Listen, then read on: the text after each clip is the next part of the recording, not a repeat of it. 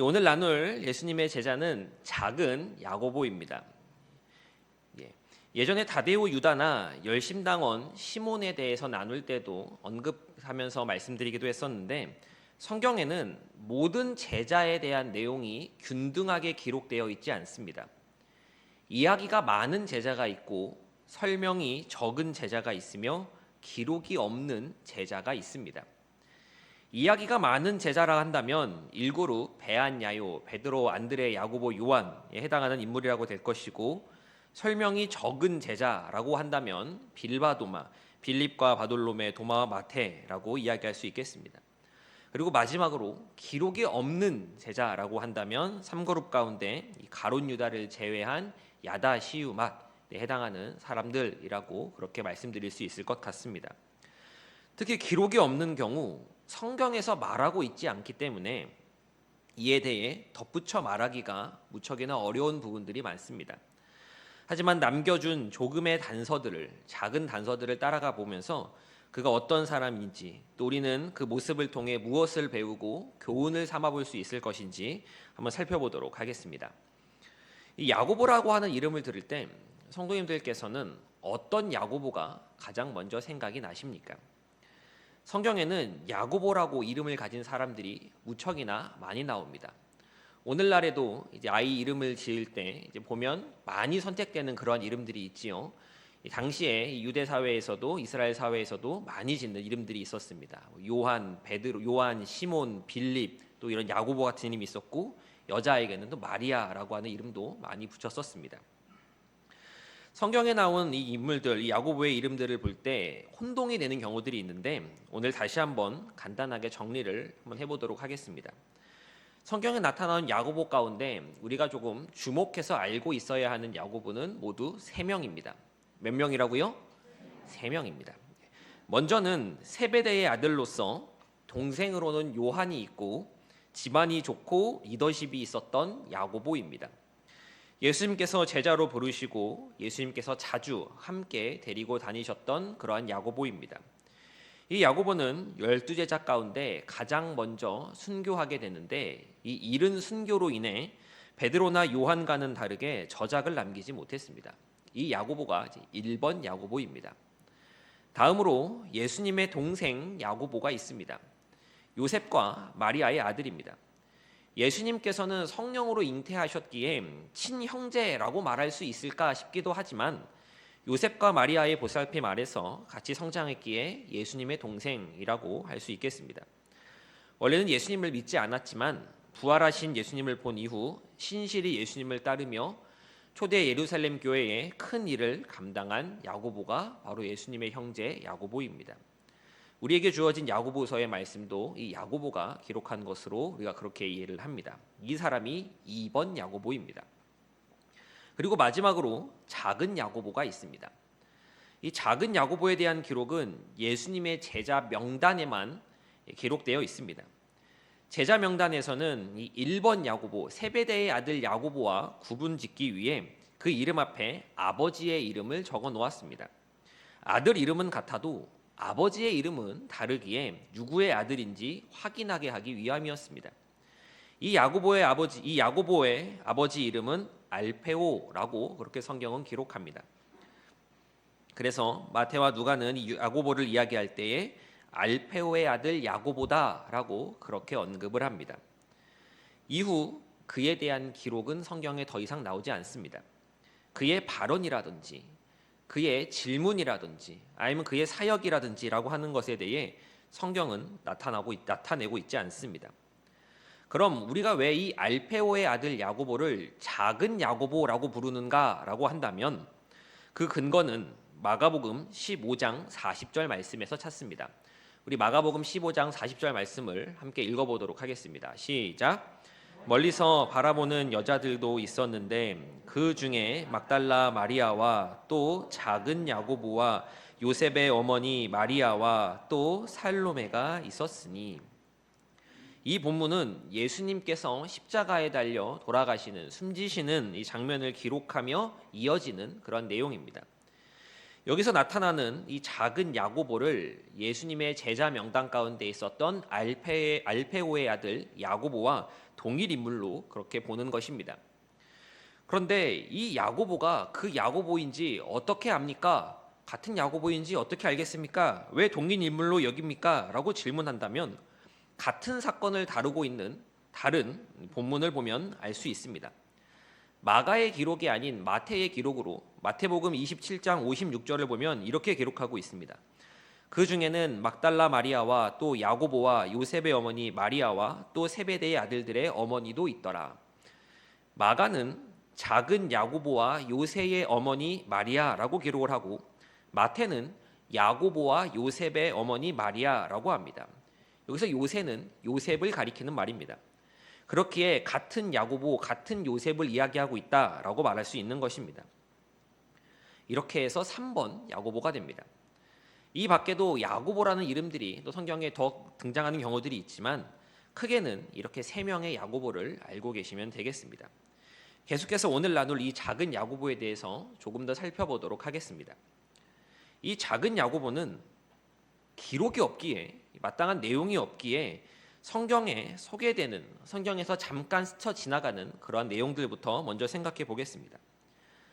작은 야고보의 아버지가 누구였는지 기억하십니까? 제가 지나가면서 말씀드렸었는데 이 작은 야고보의 아버지 이름입니다. 누구였을까요? 알페오였습니다. 알페오. 그런데 우리는 이 알페오가 누군지 알 길이 없습니다. 야고보도 모르는데 야고보의 아버지인 알페오도 알 수가 없지요. 그런데 성경을 보면 알페오의 아들로 등장하는 사람이 야고보 외에 한 명이 더 있습니다. 마가복음 2장 14절을 보면 또 지나가시다가 알페오의 아들 레위가 세간에 앉아 있는 것을 보시고 라고 하는 그런 본문이 있습니다. 여기서 알페오의 아들이라고 하는 표현이 등장합니다. 우리가 지난주에 이 마태에 대해서 나누지 않았습니까? 마태의 본명이 레위입니다. 그런데 마태의 아버지도 알페오라고 하고 작은 야고보의 아버지도 알페오라고 합니다. 이를 보고 일부 성경학자들은 작은 야고보와 이 마태가 서로 형제였지 않겠느냐라고 하는 주장을 내기도 합니다. 물론 이 주장에 반대하는 학자들도 많습니다. 아버지 이름이 같을 수도 있는 건 아니겠습니까? 자식 이름이 같을 수도 있는데 아버지 이름이 같을 수도 있는 것이지요. 또 레위와 야고보가 형제라면 이제 어머니가 같다라는 이야기인데 앞에서 본 것처럼 마태나 마가는 야고보와 요셉의 어머니 마리아라고 이야기를 합니다. 마리아에게 아들이 몇 명이나 있었는지는 알 수 없지만 여기에 레위 혹은 마태라는 이름이 언급되지는 않습니다. 그리고 또 한편으로 마리아라는 이름도 굉장히 흔한 이름입니다.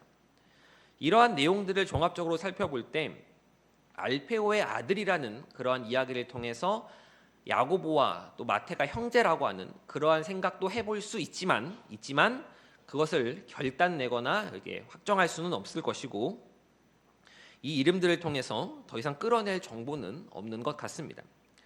그럼 이번에는 그의 별명에 대해서 한번 살펴보겠습니다. 그냥 야고보가 아니라 어떤 야고보라고 불리지요? 작은 야고보라고 그렇게 불립니다. 이 작다라고 하는 이 말은 헬라어로 미크로 혹은 마이크로라고 이야기를 합니다. 우리가 이제 생활에서 마이크로칩이라고 하는 그런 표현들을 쓸 때가 있지 않습니까? 옛날에 핸드폰에 용량을 늘리기 위해서 넣었던 조그만 손톱만한 카드를 이제 마이크로 SD 카드라고 부르기도 했었는데 이 제일 작은 규격을 의미하는 것이 이 마이크로라고 하는 그런 말이었습니다. 그럼 왜 사람에게 작다라고 하는 그런 의미를 가지고 있는 이 표현을 붙이게 된 것일까요? 여러 가능성들을 이야기할 수 있습니다. 제가 말씀드리는 것은 가능성이고 추측입니다. 성경에서는 이야기하고 있지 않기 때문에 우리가 성경을 좀 근거로 해서 합리적으로 생각을 해보는 것이죠. 왜 작다라는 이름을 붙였을까라고 했을 때 첫째는 키가 작다라는 의미를 생각해 볼 수 있습니다. 그리고 둘째로 나이가 어리다라고 하는 개념도 생각해 볼 수 있습니다. 그리고 마지막 셋째로 영향력이 적었다. 즉 세베대의 아들 야고보에 비해 영향력이 작았다라는 그러한 의미로 작은 야고보라는 그렇게 표현을 쓸 수 있습니다. 성경학자들은 이 작은 야고보라는 것을 생각할 때에 세 번째에 좀 더 무게를 둡니다. 그가 다른 제자들에 비해 두드러진 제자가 아니었기에 세베대의 아들 야고보보다 덜 유명했고 제자로 좀 더 늦게 불려졌으며 주변 사람들에 의해서 좀 작은 야고보라고 그렇게 불려진 것이 아니겠느냐라고 그렇게 이야기하는 것입니다. 물론 이러한 내용도 추측과 추정입니다. 성경에서 그가 왜 작은 야고보인지 명확하게 이야기하고 있지 않기 때문에 그렇습니다. 제가 예수님의 12제자를 연구하고 또 자료를 찾아보고 또 묵상할 때에 이 성경에 기록이 없다시피 한 인물, 열심당원 시몬이라든지 다데오 유다라든지 이렇게 작은 야고보 이렇게 셋이 있는데 이 작은 야고보는 정말 내용이 없어서 준비하는데 많이 어려움을 겪었습니다. 그런데 우리가 이 작은 야고보를 생각할 때에 한 가지 정말 확실하고 명확하게 이야기할 수 있는 것은 예수님께서 이 작은 야고보를 제자로 부르셨다라고 하는 사실입니다. 무엇으로 부르셨다고요? 제자로 부르셨다라고 하는 사실입니다. 예수님께서 왜 그를 부르신 것인지 또 오늘날 성경을 읽는 우리에게 무엇을 말씀하고자 하시는 것인지 작은 야고보에 대해서 좀 더 묵상해 보도록 하겠습니다. 우리가 보통 사람들을 대할 때 한 가지 불문율처럼 가지는 것이 있습니다. 그것이 무엇이냐면 친구끼리나 좀 친한 사이끼리 장난치거나 놀릴 때 정말 그러한 경우에는 이 표현을 자제하는 것이 한 가지 불문율로 있습니다. 좀 더 쉽게 말씀드리자면 이런 겁니다. 예를 들어서 우리가 서로 이야기할 때 에이 바보야 그것도 모르냐? 라는 말을 할 때가 있습니다. 또는 에이 멍청하네 라고 이렇게 이야기를 한다거나 라는 그러한 표현들을 우리가 쓸 때가 있지 않습니까? 그런데 정말 지능이 낮은 사람, 그냥 태어날 때부터 정말 지능이 좀 낮게 태어난 사람이라거나 혹은 다치거나 몸에 문제가 생겨서 이 지능, 인지 능력이 떨어진 사람에게 우리는 바보나 멍청이라는 말을 쓰지 않습니다. 웃고 넘어갈 수 있으니까 서로 그런 장난도 치고 놀리기도 하고 하는 것인데 그게 정말 사실이어서 그 사람에게 상처가 되고 그 상처를 헤집는 말이 되면 우리는 입단속을 합니다. 키가 작았든 나이가 어렸든 후배가 되었든 영향력이 적었던 간에 사람 앞에 작다라고 하는 표현을 붙이는 것은 결코 좋은 의미는 아닐 것입니다. 차라리 야고보 A, 야고보 B라고 하거나 먼저 온 야고보, 늦게 온 야고보라고 하거나 아이의 특징 하나를 잡아서 곱슬머리 야고보, 재빠른 야고보, 왕주먹 야고보라는 식으로 별명을 붙이는 게 훨씬 더 나을 겁니다. 작은 야고보라고 하는 것이 참 받아들이기 어려운 표현일 수도 있습니다. 그런데 작은 야고보는 작다라는 말을 들었고 그 표현을 받아들였습니다. 그건 그의 마음이 결코 작지 않았다라고 하는 것을 반증하는 것이라고 저는 생각을 합니다. 뭐가 되었건 간에 진짜 작은 것이 있다면 정말 작은 부분이 있어서 그것이 그 사람에게 상처가 되고 컴플렉스가 되는 부분이었다면 성경은 이 야고보를 향해 작다라는 표현을 쓰지 않았을 것입니다. 만약 야고보가 자신의 이름 앞에 작은이라고 말이 붙는 것을 싫어했다면 성경에는 작은 야고보라는 표현으로 저자들이 기록하지 않았을 겁니다. 싫어하는 별명으로 불려지고 또 기록되는 것을 좋아하는 사람이 어디 있겠습니까? 작은 야고보라 적을 수 있었던 것은 아마도 당사자인 이 야고보가 그렇게 불리는 것에 대해 아무렇지도 않아 했기 때문에 민감하게 받아들이지 않았기 때문에 그렇게 쓸 수 있었던 것이라고 생각을 합니다. 그렇게 그는 작은 야고보로서 두드러지지 않은 채 있는 듯 없는 듯 그렇게 예수님을 모셨습니다. 우리는 이러한 모습을 보며 이렇게 질문해 볼 수 있습니다. 예수님께서 3년 동안 제자들과 함께 먹고 자고 또 생활하시면서 훈련시키시고 교육하실 때 베드로나 안드레, 야고보와 요한과 같은 사람들, 좀 리더십 있고 두드러지고 돋보이는 사람들 위주로 좀 활발한 사람들 위주로 제자를 삼으셨으면 예수님 사역에 복음 전파에 더 큰 일을 할 수 있지 않았을까라고 하는 그러한 생각입니다. 왜 저렇게 있는 듯 없는 듯 성경에 말 한마디 기록되어 있지 않은 그렇게 존재감이 희미한 사람들을 제자로 삼으신 이유에 대해 의문을 갖게 하는 이들을 대체 예수님은 왜 부르시는 것일까라고 하는 그러한 질문입니다. 저는 작은 야고보를 연구하고 또 찾아보면서 이 질문에 대해 고민해 보았고 나름의 결과를 마주하게 되었습니다. 짧지만 이를 함께 나누면서 은혜를 나누고 신앙의 교훈들을 생각해 보도록 하겠습니다. 집을 세우기 위해서는 반석의 존재가 필요합니다. 예수님의 제자들을 생각해 볼 때에 이 반석의 존재라고 한다면 베드로를 떠올릴 수 있을 것입니다. 반석은 단단하고 안정적입니다. 그렇기에 이 위로 기둥을 세우고 지붕을 올릴 수 있습니다. 그런데 반석이 좋아 보인다고 다 반석이 되고자 한다면 다른 역할은 누가 맡을 수 있겠습니까? 집을 짓고 튼튼하게 지으려면 반석도 있어야 하지만 자갈도 있어야 하고 모래도 있어야 합니다. 반석만 중요한 것이 아닙니다. 누군가 반석의 역할을 한다면 누군가는 기둥의 역할로, 누군가는 자갈의 역할로, 또 누군가는 모래의 역할로 지지해주고 받쳐주어야 합니다. 그래야 집이 튼튼하고 안정적으로 지어질 수 있는 것입니다. 이는 주의 몸된 교회를 볼 때도 마찬가지입니다. 앞장서 이끄는 이들이 있습니다. 리더십이 있고 추진력이 있고 활발하며 사람들을 잘 함께 나갈 수 있는 그런 분들이 있습니다. 이분들은 앞장서서 굵고 큼직큼직한 일들을 맡아 처리하십니다. 그런데 이와는 다르게 드러나지 않게 작은 일들을 조용히 섬기시는 분들도 계십니다. 그렇게 작은 일들을 맡으셔서 묵묵하게 섬기시고 교회를 위해 기도하시는 그러한 분들이 계시는 것입니다. 교회가 가지는 진짜 저력은 앞장서 이끄는 몇몇의 사람들보다 뒤에서 묵묵하게 작은 일을 행하는 이러한 분들로부터 나오는 것이라고 생각을 합니다. 예수님의 제자들 가운데에는 드러난 사람들이 있지만 드러나지 않는 사람들도 있었습니다.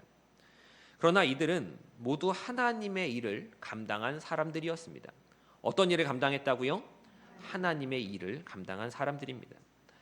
우리가 세상적인 관점으로 볼 때 큰 일을 해야만 인정을 받고 칭찬을 받는다라고 그렇게 생각을 하는 것이지만 하나님 나라의 관점으로 볼 때는 그렇지 않습니다. 하나님 나라 관점에서 인정을 받고 칭찬을 받는 것은 크고 작은 일의 규모로 따지는 것이 아니라 순종이기 때문에 그렇습니다. 우리가 신앙의 여정을 걸어갈 때 정말 중요한 것은 내가 하나님의 큰 일을 맡았다라고 하는 것보다 나에게 맡겨진 이 일들 가운데 순종했는가 순종하지 않았는가라고 하는 것에 달려있음을 우리는 잊지 말아야 합니다. 우리는 신앙의 길을 가면서 자꾸 세상적인 관점으로 신앙을 대하고 교회를 바라볼 때가 종종 있습니다. 이것이 어떤 모습으로 표출되는가라고 하면 내가 자꾸 이 교회 안에서 공동체 안에서 커지려고 하는 모습 속에서 드러나곤 합니다. 내 영향력을 더 넓히려고 하고 내 말대로 이루어지기를 내가 생각한 방향대로 교회가 나아가기를 바라는 그러한 모습인 겁니다. 그러면서 교회의 큰 규모의 일을 맡는 것을 자랑으로 여깁니다. 반대로 작은 규모의 일, 누가 해도 티가 나지 않는 일, 그런 일들을 맡기려고 하면 자존심 상해하거나 못마땅해 합니다. 내가 이 정도 됐는데 나는 그래도 이 정도 급 이상의 일은 해야지 저런 자질구레한 일들은 다른 분들, 소신자나 얼마 되지 않은 분들이 하시고 이런 일들은 나 같은 사람이 해야지 라고 그렇게 생각을 하는 것입니다.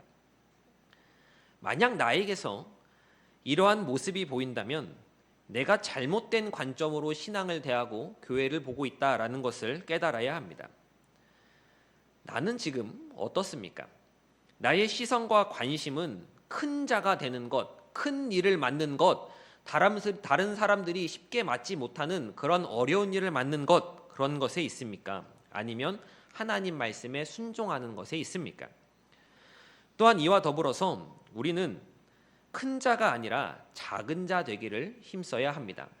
어떤 자 되기를 힘써야 한다고요? 작은 자 되기를 힘써야 합니다. 작은 자라고 하는 것은 자신을 낮추는 사람을 가리키는 말입니다. 우리는 사람에게 인정받는 것이 아니라 하나님께 인정받는 사람이 되어야 합니다. 사람에게 아무리 인정받는다고 하여도 사람들의 입에 오르락 내리락 한다고 하여도 하나님께서 그 사람을 인정하지 않으신다면 그 얼마나 안타깝고 허무한 일이겠습니까? 예수님께서는 우리에게 인간의 육체로 찾아오셔서 먼저 낮아짐의 본을 보여주셨습니다. 우리가 예수님의 발자취를 따르는 성도라면 마땅히 그 삶 가운데 낮아지는 모습, 낮아지려는 모습이 있어야만 합니다. 그렇게 우리가 주를 위해 낮아질 때 하나님께서 우리를 다시 높여주시는 것입니다. 그래서 성도는 살아가는 삶의 방향이 다릅니다. 남들은 다 높아지려 하고 나서려고 하고 두드러지고 싶어 할 때 우리는 되려 낮아지려 하고 낮아지는 그러한 모습에 처해서 하나님의 능력으로 하나님의 역사하심으로 높아지게 되는 것을 체험하는 사람들인 것입니다. 이 영적 진리를 알고 붙드는 저와 서울제일교회 성도님들 되시기를 간절히 소망합니다. 내용을 정리하도록 하겠습니다. 작은 야고보에 대해서 교회사의 아버지라고 불리는 유세비우스는 이러한 글을 남겼습니다. 그는 후일 매우 훌륭한 그리스도인이 되었다. 그는 금욕적인 자기 수양에 누구보다 더 힘썼던 제자였다. 그러면서 이 작은 야고보에 대해 이 유세비우스는 어떠한 표현을 덧붙이냐면 그는 말수가 적었고 12제자 중에서 가장 기도를 많이 한 제자였다라고 하는 그러한 기록을 남겨놓았습니다. 작은 야고보는 사람들 앞에서 소리를 내기보다 하나님 앞에 엎드린 사람이었습니다. 작은이라는 별명을 가진 야고보가 자기 수양에 힘쓰며 가장 기도를 많이 했다라는 이 기록이 오늘날 우리에게 주는 교훈과 의미가 무엇이겠습니까? 낮아진다라고 하는 것은 기도하는 것, 곧 하나님을 의지한다라고 하는 것과 같은 말이다라고 하는 것입니다. 낮아지려고 하는 사람은 하나님께 기도할 수밖에 없습니다. 사람은 자기 혼자 낮아지지 못하기 때문입니다. 우리가 가지고 있는 이 인간의 죄성은 결코 낮아지려고 하지 않습니다. 높아지려고 하고 남을 밟고 올라서려고 합니다.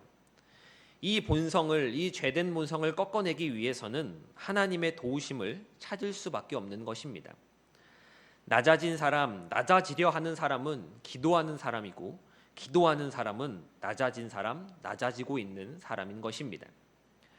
작은 야고보는 이름도 없이 빛도 없이 평생을 그렇게 주님만을 의지하며 낮아짐으로 살고자 했습니다. 그의 말년에 있어 전승과 기록들을 보면 이 작은 야고보는 시리아 지역에서 복음을 전하고 그곳에 교회를 세웠다라고 합니다. 그리고 다시 예루살렘으로 돌아왔다라고 하는데 이 작은 야고보의 죽음에 있어서 어떤 전승에서는 그가 예루살렘에서 순교했다라고 전해지기도 하고 또 다른 전승에서는 이집트에 가서 복음을 전하다 또 순교했다라고 그렇게 전해지기도 합니다. 우리의 삶과 신앙 속에 그리스도를 본받아 낮아지는 은혜가 있기를 소망합니다. 그리고 그러한 예수님의 모습을 곁에서 보며 일평생 낮아지기 위해 애쓰며 기도했던 이 작은 야고보의 모습을 떠올리며 신앙의 교훈으로 삼아보는 저와 서울제일교회 모든 성도님들 되시기를 간절히 소망합니다.